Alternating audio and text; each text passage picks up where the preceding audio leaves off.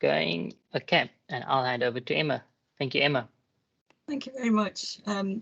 So I'm going to talk to you today about the eMERGe meta-ethnography reporting guidance, what it is and how to use it. So thank you very much for coming to listen to this presentation.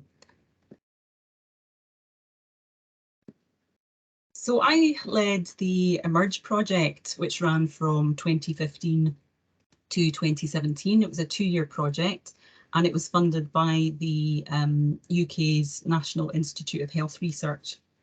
And the reporting guidance was finally published in January 2019. The team, the eMERGe project team, all the names of the team members are here along with their affiliations. You can see a couple of photos at the bottom of all the team members. So thanks to them for taking part in developing the reporting guidance. So what I'm presenting today, they're the views of the eMERGe team, not necessarily the funder.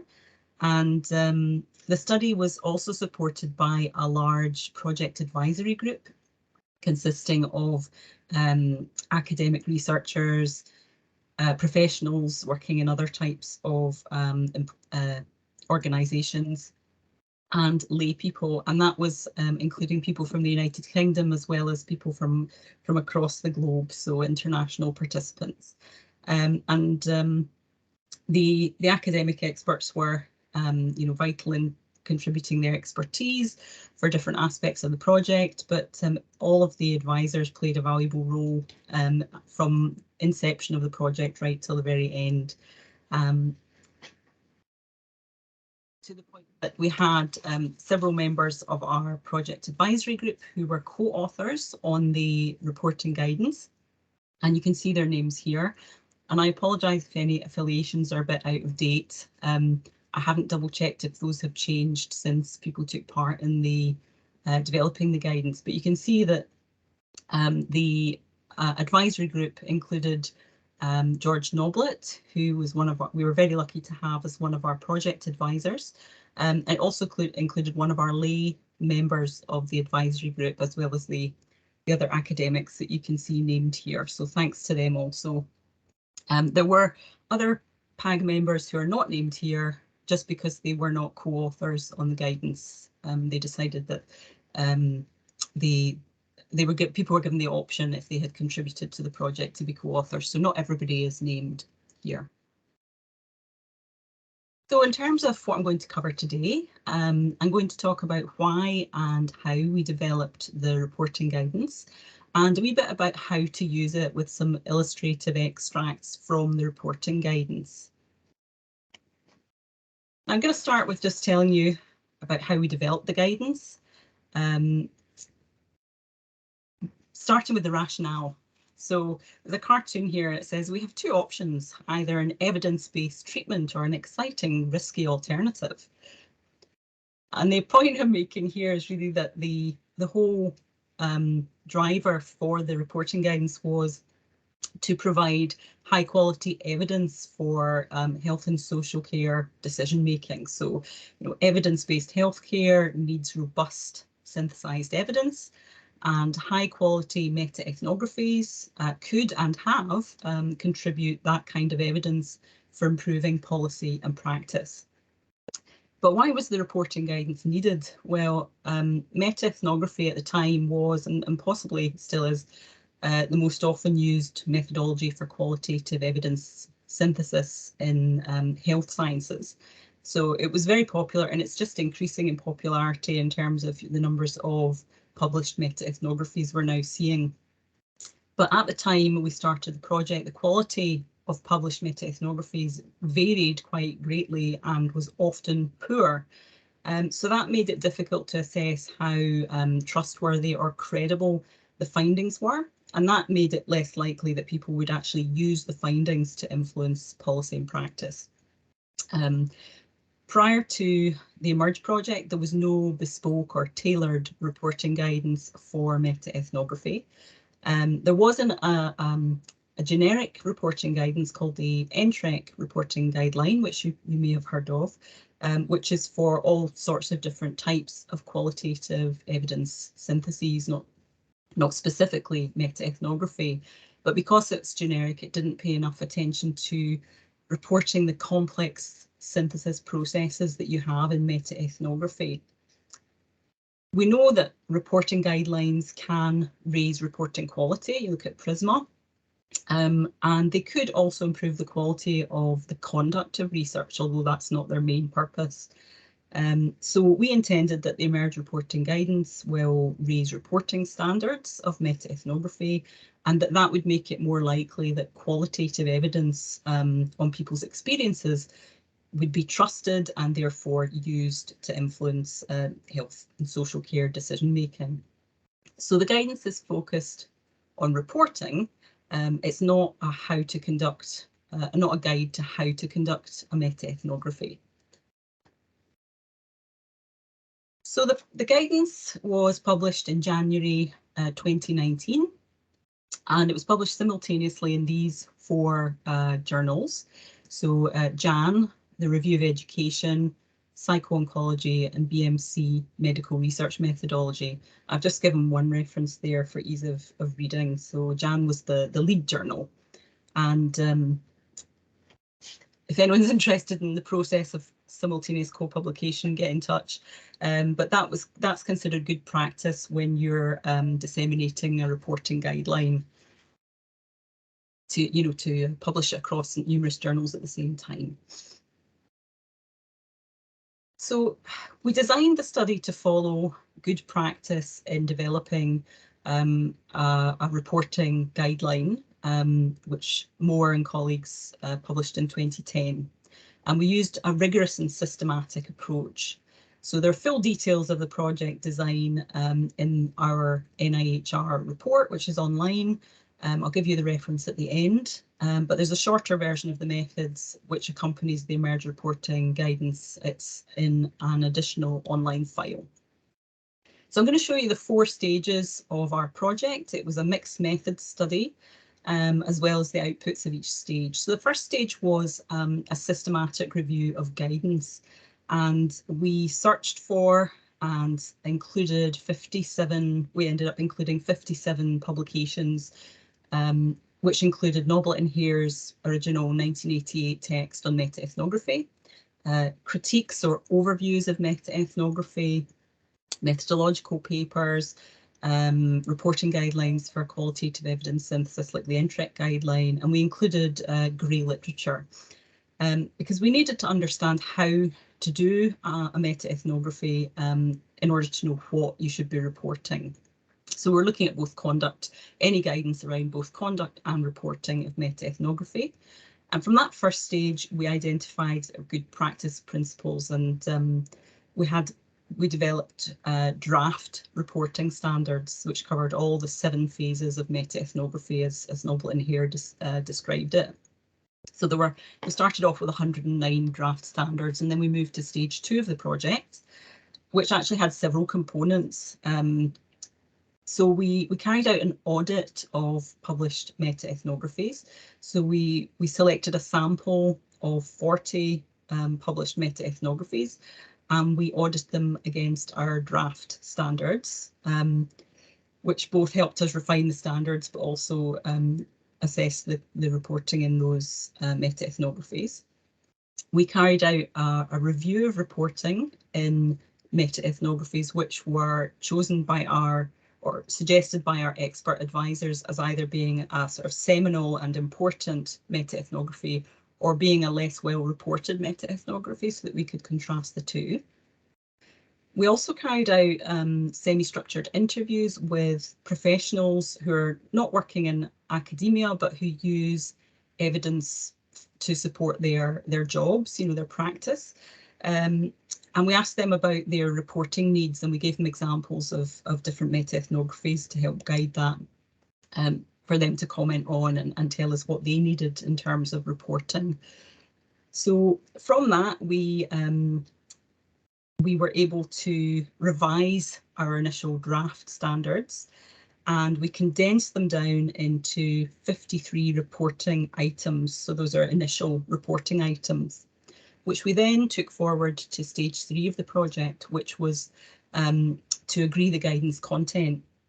And there were two parts to stage 3 in that we had a workshop with all of our stakeholders to discuss the wording of the 53 reporting items.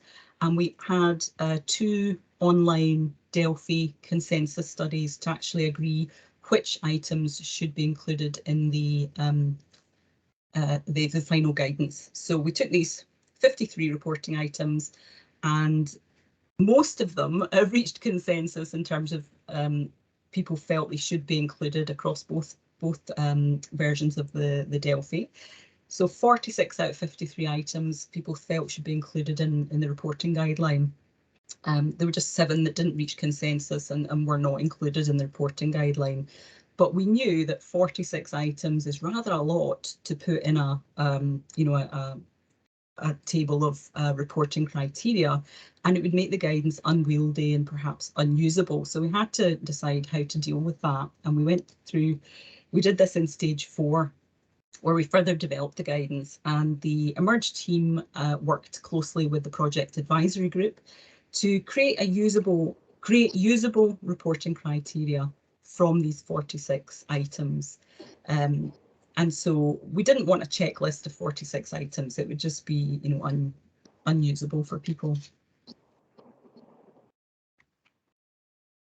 So in terms of the ethos or the thinking behind how we expected people to use the guidance, we didn't intend the eMERGE reporting guidance to be prescriptive. So we don't want it to actually constrain innovation in the methodology or advances in the methodology. And we didn't want to produce a checklist that people tick off to say they've just reported these items. We also wanted the guidance to be flexible to different disciplines. So it's not just in health sciences that people are doing meta-ethnographies. It started in education, still being used in education. It's not been as popular. Social work's actually being used in sport and other disciplines too. So it's to be flexible to these different academic disciplines. It's also intended to be used with other complementary reporting guidelines. So rather than totally replacing other guidelines like PRISMA, it's to be used alongside it. You've also got guidelines like Starlight for literature searching and reporting, so it can be used alongside that. It's also meant to be suited to a range of different reporting formats, not just journal articles, but it could be used for reports or theses. So it's meant to be flexible. A chameleon guidance is how I like to think of it, hence the picture of the chameleon, which we don't have in Scotland, but you may have where you're based.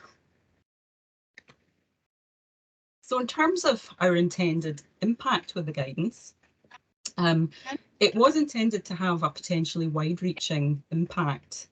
Of course, being reporting guidance, it's primarily intended to be used by researchers who are carrying out and reporting meta-ethnographies. So it should benefit researchers and students who are reporting their meta-ethnographies. It could contribute to their education and training. It's also useful to journal editors, peer reviewers for the journals, and people who are supervising students who are doing meta-ethnographies. So it should raise the quality of reporting of meta-ethnographies, but it might also raise quality of conduct if people use it to help plan and carry out their meta-ethnographies. Better conducted and better reported meta-ethnographies will benefit policymakers, patients, clinical guideline developers, NHS managers. Anybody who uses healthcare evidence could benefit from that. And the longer term indirect impact really is to enhance the design and delivery of health services, to enhance patient experiences, patient outcomes. So that's not a direct impact, clearly, but that's ultimately what we hope will happen as a result of people using the guidance. So now I'll describe what the guidance actually consists of. So I've got this little graphic here, which I'll talk you through. So there are 3 parts to the eMERGE reporting guidance as it's published. There is part one is called the guidance table, and it contains the 19 reporting criteria. So it's presented in a table format, which I'll show you in a moment. Part 2 are the explanatory notes. So that's supporting information for each of the reporting criteria. And there's one explanatory note for each criterion, so 19 notes. And those give more detail than part 1.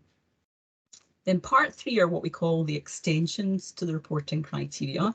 And those are aspects of reporting that may or may not apply to a particular meta-ethnography, depending on the context of that review or meta-ethnography.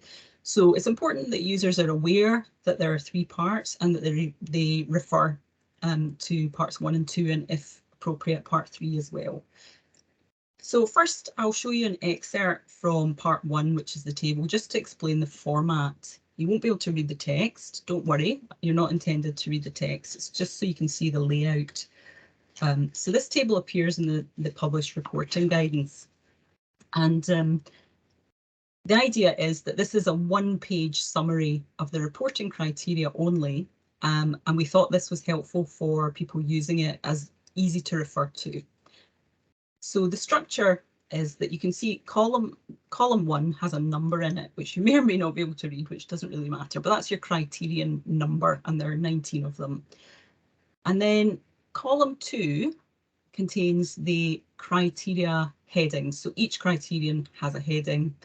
And then column 3 gives more detail of that particular reporting criterion. So that's the kind of summary table. So it's 19 evidence-based criteria. Those are common, we think, are common to all reporting formats, whether it's a journal article, a report, a PhD thesis. So this is not a checklist, they're not mandatory, but they are evidence-based. So we would recommend that you try and report against these 19 criteria. And what we've done is, in terms of how we've laid out and structured and grouped the reporting criteria, is that it's done by the 7 phases of meta-ethnography that Noblet and Hare describe in their 1988 book. And the reason we did that was because there was a real lack of transparency in reporting around the tricky analytic synthesis phases, which are phases 5 and 6 of a meta-ethnography. And so we thought that using this structure by phases would be more likely to improve reporting of that. We indicate in the table where in a report or journal article you might report these criteria. So whether it's the introduction or the findings section of a journal article or somewhere else. So what's important is that you report the criteria.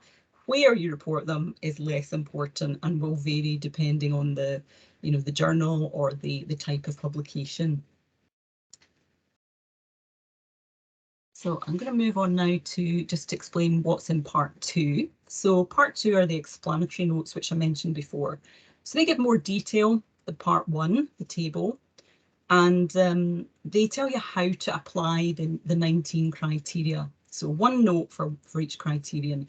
And the notes give more details about the types of information that are needed to improve transparency of reporting and highlight the important aspects to be reported and why. And they might also outline further reporting considerations or issues that didn't fit in the table and had to go somewhere. So part 2 also discusses any key issues, for example, what the impact of the number of studies you're synthesizing might be. And gives supporting references. So, for example, published examples of different approaches to the analytic synthesis, which Noblet and Hare call translation. So part 3, the extensions. We call them extensions because they're not common to all meta-ethnographies. So these are reporting issues that may or may not apply to your meta-ethnography, depending on the type of report. And the 3 extensions are given in an additional online file in the published guidance. So the first extension is called Format and Content of Meta-ethnography Outputs. It basically covers what goes in the abstract or executive summary. It also recommends use of the term meta-ethnography in the title and or the abstract and use as a keyword to help facilitate when people are searching for meta-ethnographies, help facilitate searches. And these kinds of information are publication specific. Not every publication has an abstract or an executive summary. There are different journal house styles. So we couldn't include these reporting standards or criteria in the table that was common to all kinds of publications. So that's why it's in an extension. The second one is about reporting of the assessment of methodological strengths and limitations of the included studies. So what a lot of people call quality appraisal. So you would only use this if you've done some kind of quality appraisal of the primary qualitative studies that you're including. Quality appraisal is a bit contentious. Not everybody thinks it's necessary or worthwhile to do in a qualitative evidence synthesis, and so those aspects of reporting are not in the guidance table, not common necessarily to all meta-ethnographies. And then the third extension is for reporting if you have used grade CERQUAL to assess the confidence in the findings from your synthesis. So you would refer to this if you've used grade CERQUAL, and it will help guide you in what you need to report. So that's a tool that's relevant for meta-ethnographies where the findings will be used to inform healthcare decision making. It's becoming more common and well known. So in future there might be other extensions. We may well develop an extension for patient and public involvement reporting, but at the moment it's just those three. So I can't show you the whole guidance in a short presentation, so I'm going to give you some example reporting criteria from the guidance. And I'm going to focus today on phases 1, 4 and 5 of meta-ethnography, just to give you a range and a flavour. So hopefully you can see the text on this table clearly enough. And I've taken this as an excerpt from the guidance table, just to show you how to read it and how to use it. So this is phase 1 of meta-ethnography conduct, and you can see row 2 of the table that the name of phase 1 is there, which we adapted slightly. So Noblet here call it Getting Started, and we've adapted it and call it Selecting Meta-ethnography and Getting Started, just to reflect a change.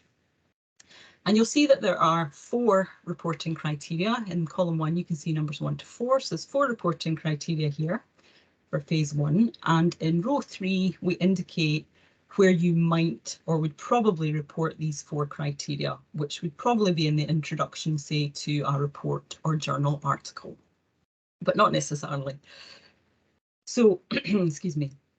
So the heading, criteria heading for criterion 1 is the rationale and context for the meta-ethnography. And then column 3 over here specifies that researchers should describe the gap in research or knowledge to be filled by the meta-ethnography and the wider context of the meta-ethnography. So it's just very top level in terms of what we're asking people to report. And then you look in the explanatory notes, and for criterion 1, it will tell you a bit more, it'll give a bit more detail. So regarding the gap in research, it says, consider, is there already a meta-ethnography or a qualitative evidence synthesis on this topic? Are there suitable qualitative studies available to synthesize using meta-ethnography? Regarding the wider context of the meta-ethnography, it gives examples of, like it could be the political, cultural, social, policy, or any other relevant context that informs your meta-ethnography and would be useful for the reader to know about. You may also include funding sources, although that doesn't usually appear in the introduction of a journal article. But somewhere in your article, you would refer to the funding as part of the context. And you may also include things like the timescales under which you were conducting your meta-ethnography when you did it. So those are the kind of things you could describe under criterion 1. If you look at criterion 2, which talks about the aim, it asks people, researchers to report the aim or aims of the meta-ethnography. So you're describing the aim. And the explanatory notes, which you would check in the full version of the guidance, say, for example, the aim should fit with what meta-ethnography can do. So, for example, to develop theory or make conceptual development. And it also recommends that you state any refinements that you've made to your aim during the study, because it might change, and that's acceptable with qualitative evidence synthesis. Criterion 3 is about reporting the focus of the meta-ethnography. And here researchers are asked to describe the review questions or objectives. And the explanatory notes say, for example, that the review questions should be congruent with what a meta-ethnography can achieve. So some, as I was talking about, it's good for developing theory, getting new conceptual insights. And it also gives a bit of advice in saying that, a more precise and focused aim can result in a more useful output. If you look at criterion 4 at the bottom of the table, it's about reporting the rationale for using meta-ethnography. And here researchers are guided to explain why meta-ethnography was considered the most appropriate qualitative evidence synthesis methodology. Now, the explanatory notes say, for example, that there are many different types of qualitative evidence synthesis. I think there are more than 20. It also advises that meta-ethnography is interpretive, not aggregative. So it's not just for summarising. It's actually, reinterpreting the data in the studies that you're including. And the explanatory notes also ask researchers to describe any modifications they made to Noblet and Hare's methodology, whether they followed somebody else's adaptation or methodology or made their own. And we know from our prior work that the reason for choosing meta-ethnography over other methodologies or methods is often missing from, or was often missing from published meta-ethnographies, which made it hard to judge, how suitable the methodology was actually for the aim of the synthesis. So these 4 criteria are fairly straightforward, but it's worth pointing out that criteria 2, 3, and 4 were often absent from published meta-ethnographies when we started this work. So this example from the guidance table hopefully just illustrates how parts 1 and 2 of the guidance come together and complement each other. So part 1, the guidance table, is really the summary. It's high level, it's very succinct. And then part 2 provides the details and explanation that give more information and depth about what's required. So you need to use both really to get the best out of the reporting guidance. So I'll now give you an example of phase 4 of a meta-ethnography, which is a more complex phase. I've skipped phases 2 and 3. They're fairly straightforward. We can't go through the whole table. So you'll see that there are just 2 criteria under phase 4. And phase 4, as you can see at the top of the table, is called determining how studies are related.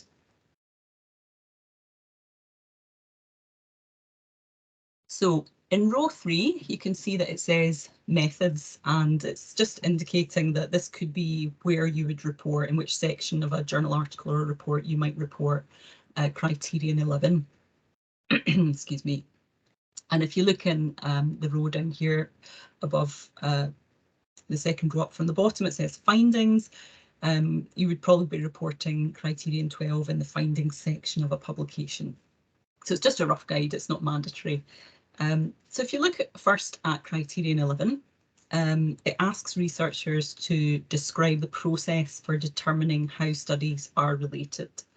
And that's talking about the primary qualitative studies that you've decided to include in your meta-ethnography.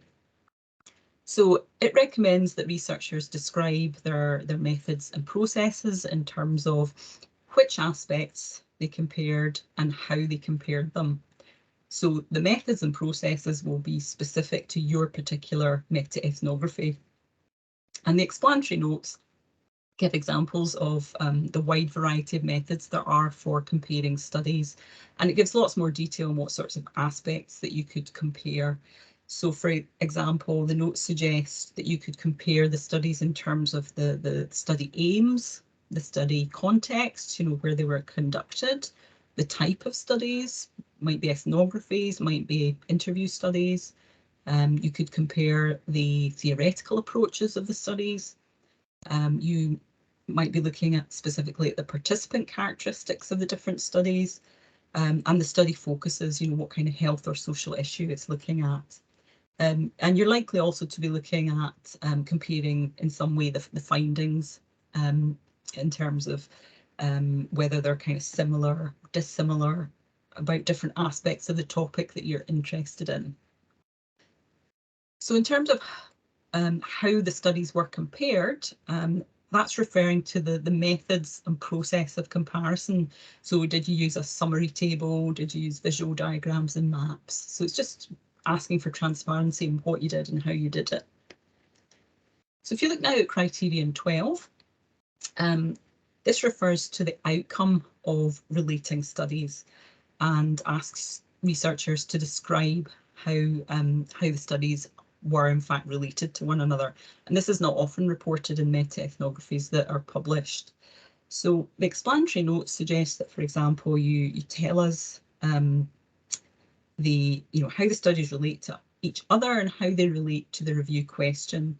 And they suggest how you might report the outcome of phase 4. So it could be in a narrative form, it could be tabular, it could be in diagrams. There's quite a lot of different options, but it gives you some ideas of how that can be done to sort of help you in your reporting. So I'm just going to go on to phase 5 of meta-ethnography next. And that'll be the last one that I'll cover today before moving on to slightly other issues. So this example from the part 1 table is about what Noblet here called translating the studies into one another. And this is part of the complex analytic synthesis process that you're carrying out in meta-ethnography. And phase 5 was one of the key areas of meta-ethnography reports that lacked transparency. So although this is a complex phase, you'll see here there are only 2 main reporting criteria. Both relate to the process and the outcomes of translation. So these are really top-level summary key aspects to be reported, and there's much more detail given in the explanatory notes. We kept the table concise for ease of use and accessibility. Now, there's probably quite a lot of jargon here on this slide, technical vocabulary. I won't go into explaining what all the words mean today because the guidance is not really about how to conduct a meta-ethnography, it's how to report it. So if you look here, we think that you'll probably be reporting criterion 13 in the methods section, and you'll probably be reporting criterion 14 in the findings section of your report or journal article. But as long as it's reported somewhere sensible, according to the requirements of your publisher. So if you look specifically at criterion 13, you can see that what we're asking researchers to report is really quite briefly stated. So in column 3, it just says, describe the steps taken to preserve context and meaning of the relationships between concepts. It asks you to describe how you did your translations, reciprocal and reputational, and to describe how potential alternative interpretations or explanations were considered. So the reporting criterion indicates the reporting of a specific issue. It doesn't really tell you how to go about doing that, just gives you the sort of highlighted aspects. But the explanatory notes give a lot more detail. And we don't tell you in the explanatory notes how to do translation, but we do give example references for different approaches to doing this translation process. And we specify that you should give definitions of key terms. Things like reciprocal and reputational translation are understood differently or interpreted differently by various researchers. We also give more detail on exactly which kinds of things you should try to report. So in order to describe how relationships between concepts within across studies were preserved in this process of translation, you might draw concept maps to show relationships between concepts. Also to report how the contexts of primary studies were preserved in the process of translation. So you're bearing in mind where they were done, with whom, all that contextual information that's important in qualitative research. You might report, for example, if you put studies into subgroups and translated them by subgroup first. So it could be according to common health condition or a time period. Did you do that before bringing them all together? That's one way of staying closer to the context of the studies you've included. And we recommend that you clearly indicate whose interpretation is being presented. Is it that of the research participants in the original studies? Is it that of the primary study authors? Or is it your interpretation as a reviewer? A common pitfall in published meta-ethnography is that you couldn't tell whose interpretation was being reported and whether it was something novel that the reviewer had come up with, or whether it was actually something that was already from one of the studies that they'd included. The explanatory notes also touch on issues such as how many studies can be synthesized using meta-ethnography and the importance of refutational translation. So it's definitely worth reading the explanatory notes for phase 5 and also phase 6, which is also complex. So if you look now at criterion 14, which focuses on the outcome of translation, it asks researchers to describe the interpretive findings of the translation. So the key word here is interpretive, because that's what you're aiming to do with a meta-ethnography rather than just summarising themes and concepts. The explanatory notes for criterion 14 recommend that you clearly document from which concepts in the primary studies your concepts are derived, so keeping an audit trail, if you like.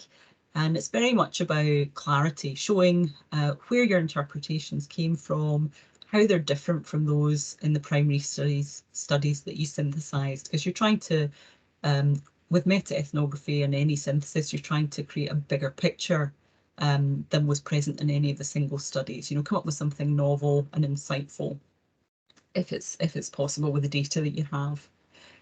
You're not just recategorising and relabeling existing findings. So just to draw some conclusions, the eMERGe guidance is the first bespoke or tailored reporting guidance for meta-ethnography. It's intended to improve reporting. It may also improve the conduct of meta-ethnography if people use it to help plan and guide their conduct of their meta-ethnographies as they're doing it. And we believe that the work that we carried out in the eMERGe project did actually advance meta-ethnography, both in terms of our understanding of it as a methodology and the methodology itself. So we clarified issues that were not fully explored in Noblet and Hare's original book on meta-ethnography. The next steps for the reporting guidance will be to monitor meta-ethnography reporting, hopefully, eventually, look at published meta-ethnography since the eMERGe guidance was published and see what impact it's had, has it had the impact that we hope. We will be recording feedback on the guidance from end users, which may include yourselves. So please tell us about your experiences of using the eMERGe reporting guidance, either by email or on our project website, and I'll give you details of both shortly. We will eventually need to revise the guidance, and so your feedback is very helpful for doing that. And we will update it in future to incorporate new developments in methodology and to incorporate user feedback. So there are supporting materials and publications that you can have a look at. The reporting guidance, as I said, is published in 4 journals, and you can see the top at the top of the slide. You've got all 4 journals and the citations for those. They're all the same across all 4 journals, so just choose whichever one you have access to. The second reference down, France Uni and colleagues, that's a supporting methodological paper with details on different ways of doing phases 4, 5 and 6 of a meta-ethnography with examples. And Cunningham et al. Is the reference for our full study report, which is published by the National Institute of Health Research. So it's a very long report, but it's got lots of detail in it as a result of that. In addition, we produce some short films as training materials. At the bottom of the slide, you can see there's a link that would take you to those, and they're published on YouTube, so you could probably search for them on YouTube as well. And the 4 short films were produced to help guide people in the very early stages of just prior to publication of the final reporting guidance. So they are in a conversational style. They feature a junior researcher who is shown on her journey of wanting to learn more about eMERGe, about meta-ethnography, and about the reporting guidance. There's one film with George Noblet, which gives a bit of an overview about meta-ethnography, excuse me, about meta-ethnography, its origins and contemporary development, which is well worth a look. I talk about the background to the project and the development of the guidance. Jane Noyes, who was also a member of the eMERGE team, talks about the project and how it fits with other international initiatives. Excuse me a minute.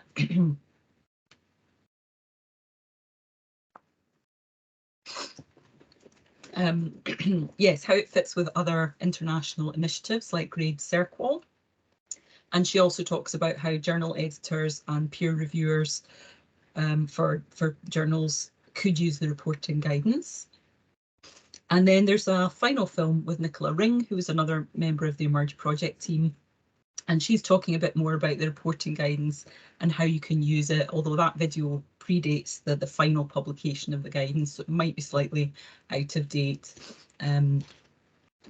But they're there for you if you want to go and have a look at any of these publications.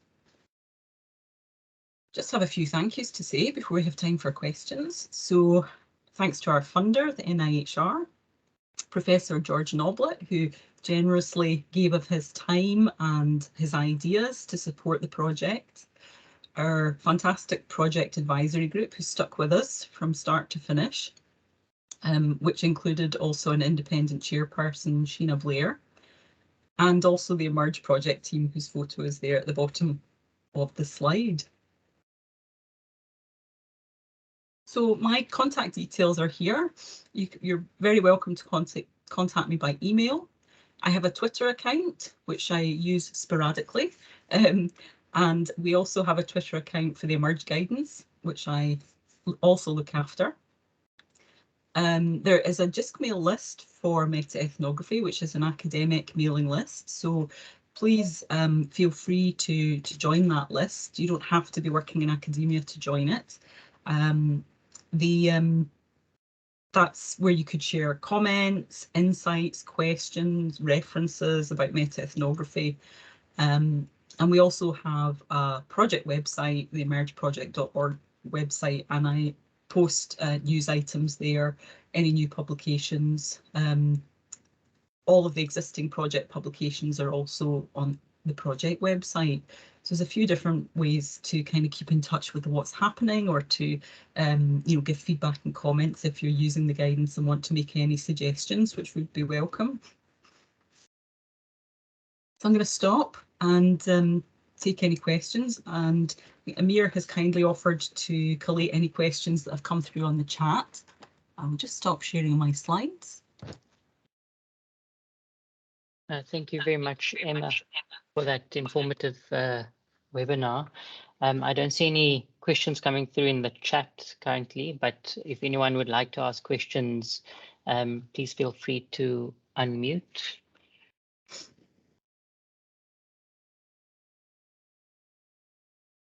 Or you can ask questions in the chat.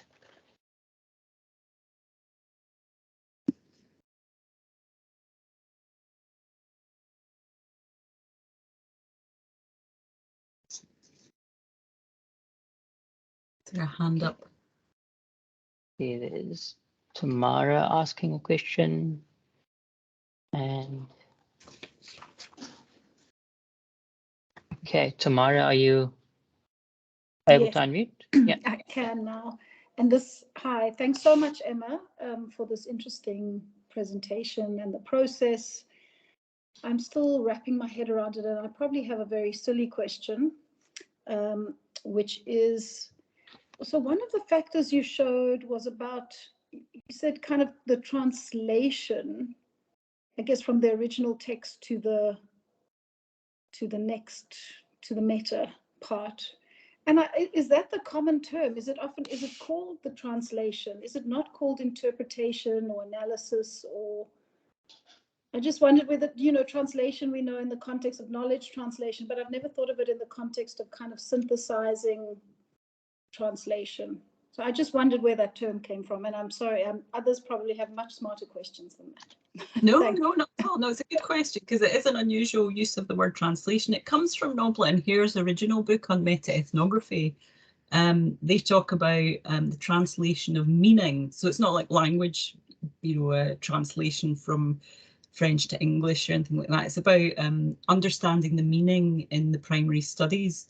It's a bit, I mean, if you've heard of the way that anthropologists work, they go into the field and they observe what's happening, and then they interpret what they're seeing in terms of their own culture. And that's a bit like what we're doing, and it's what Noble and Hare were getting at in terms of you're translating into your own experiences based on your own background. And they drew on other I'm sorry, I can't remember the name of the person now. They drew on a published text for this idea of translation. And it's kind of key to the uniqueness of the synthesis process you use in meta-ethnography. So you're using the concepts. So you tend to need quite rich papers in meta-ethnography. So papers that have like developed concepts or themes, developed ideas that go beyond just describing what's happening.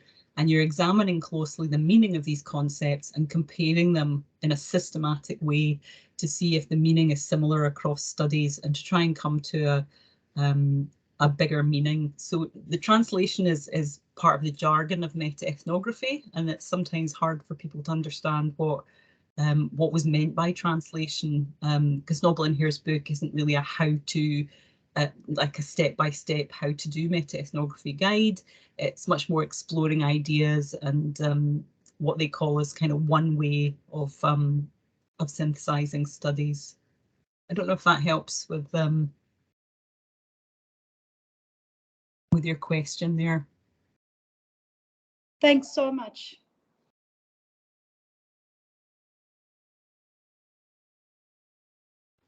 Thanks, Tamara, for that question. And I see there's another hand up by Sarah. Hi, thanks, Amir. Hi, Emma. Nice to see you in this forum. Mine's actually more of a sort of comment, I suppose. We and a bit of feedback. We recently used the guidance, the reporting guidance for Cochrane review. We did Cochrane meta-ethnography on childhood vaccination acceptance, and just to say, it was really fantastic. Your reporting guidance, but particularly for us, actually for the analysis component, we actually found that, so besides the reporting, for the analysis, as you know, meta-ethnography gets so messy as you go down the sort of interpretive chain, and to kind of keep track of that sort of interpretive trail, if you like, is incredibly difficult. So we found particularly the reporting guidance for the steps 4 to 6, the analysis stages, actually incredibly helpful for keeping track of what led to what and how our interpretations kind of emerged. And then similarly for our circle analyses and things around coherence and so forth, we could go back to our reporting that we'd done in the previous stages for that. So yeah, it was incredibly helpful, surprisingly, actually, for our analysis rather than just our reporting. So yeah. That's really nice to hear. Thank you, Sarah. No, very helpful. Made the process less daunting. Usually expect to hear people say, "Oh, it's really hard to use and made my life really difficult." And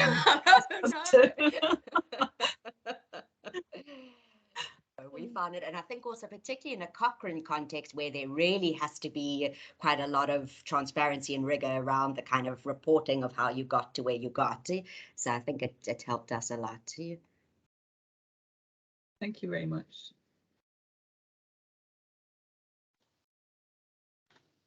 Thanks for that question, Sarah. I don't see any other questions coming through or hands.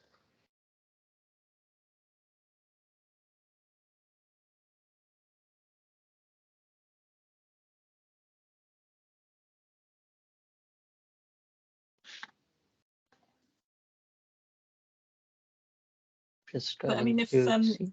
maybe some people who attended today are less familiar with meta-ethnography and how it's done, you know, and I'm happy to guide people to resources on how you actually conduct meta-ethnography. There'll be there are some recordings of other presentations I've done about how to do a meta-ethnography. I could probably indicate for people if that would be useful. Thanks, Emma, for that. Yeah, I see a few thumbs up on that. I saw something that came through in the chat from Khadija. Can you share some quick references or guides? So I think maybe I don't know, maybe you'd like to add it to your slide set that we'll share with the participants.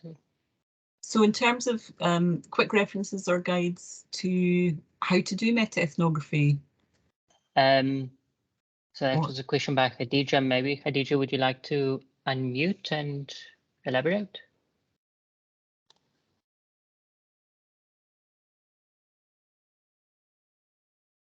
Or even in the chat would be fine. Yeah, the chat is also good. It's easy.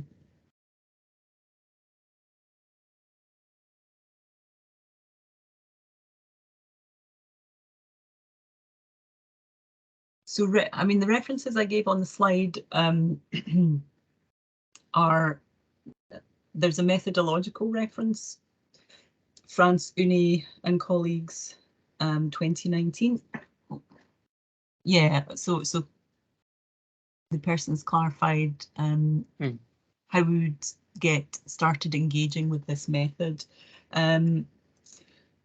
So yes, there are other methodological publications, but I have to be honest, there's a real lack of empirical evidence about the strengths and weaknesses of different ways of doing meta-ethnography. There's no guide on no single textbook on how to do a meta-ethnography. You could start by reading Noblet and Hare's book from 1988. There's publications by Rona Campbell and colleagues, which are very useful, including Nikki Britton, Pandora Pound. They were some of the earliest people who adapted meta-ethnography for health related research. And the thing about meta-ethnography is it's quite complex. So it's not for the faint-hearted, if you like. You do need a good grounding in qualitative research to be able to do it. But if you look at some of the publications that we've got from the eMERGe project, that will be some of the latest thinking in terms of meta-ethnography and health sciences. I'm just trying to think what other ones. Good published examples. I could pass them on to Amir. I've got a list of publications that I could share that if it's possible to email participants, Amir, would that be okay? Yeah, that will be great. Thanks. I see there's another hand by Sarah. Sorry, there was a question, then I realized I did want to ask. I was just wondering, Emma, what kind of the general reception has been about the reporting guidance in the sort of meta-ethnographic world? I wonder, I suppose, in the context of also contentions around, for example, methodological limitations, assessing those. I wonder if there's kind of been resistance of the concept of kind of having I don't want to use rigid reporting standards for a qualitative methodology that is quite, some would say, intuitive, interpretive, and so forth. If I'm making sense. Yeah, no, well, part of the project really engaged very widely with the whole academic community of people who were carrying out meta-ethnographies and had expertise. And so there was quite significant contribution from many people who would be doing meta-ethnographies, and we tried to incorporate as many varied perspectives and ways of doing meta-ethnography as possible. So it's not, like I said, not to constrain or limit people adapting the method or advancing it or in some way innovating with it. I think some people don't like reporting guidance at all. and would rather they didn't exist. And there's, you know, a huge number of different reporting guidelines now. If you look at the Equator network online, that's got lists and lists of all the different types of reporting guidance. And so people feel a bit fatigued with all the reporting guidance, but they have their place, and we know they work. You know, we know, for example, that Prisma has improved the reporting of, quantitative style reviews, and we can also apply that to how we report our qualitative literature searches. So although people may not like them, they can actually improve reporting quality. You know, trials used to be extremely badly reported, and reporting guidance for trials has definitely brought up the quality of those. And so we're hoping to have the same impact for meta-ethnography. I mean, there was quite a large methodological component to our project, which, although it was to produce reporting guidance, we had to really understand what is a meta-ethnography and how do you do it to be able to know what you should be reporting. So we were able to kind of unpick the methodology, and I think, like, it's nice to hear that you found that helpful in actually conducting a meta-ethnography, Sarah, because it's obviously just a side, a side effect of reporting guidance, if it's useful for that as well. But yeah, I'm sure there are people who don't like it. In fact, somebody came up to me after a presentation on reporting similar to this and said, oh, not another reporting guideline. So not everybody is that honest, but yes, there will be people who just don't, would rather not have a reporting guideline on anything. So you can't please everybody. Thanks, Emma, for that, and to all that have asked very interesting questions, very thought-provoking. Yeah, so we have reached the top of the hour. It's now 3 o'clock. And again, thank you very much, Emma, for that informative presentation and for the discussion afterwards. Really helpful. I'd also like to thank everyone that was able to attend today's webinar. And just a note to look out for the next webinar that will be advertised soon in the coming days, and we hope that everyone will be able to join the next few webinars that we have lined up for the rest of the year. Just a quick reminder again that the webinar evaluation, I've added it to the chat. The link is in the chat. Slides will follow after today, and the recording will be up on Cochrane South Africa's website and also on the YouTube channel, which I encourage everyone to like and subscribe. There's always very interesting content that we've uploaded on there, and also webinars from previous previous occasions as well. So with that being said, thank you again, Emma. Thank you to all the attendees. See you soon. Keep well and keep safe. And thank you for inviting me. Thank you. And to everybody for listening. Thank you. Thanks.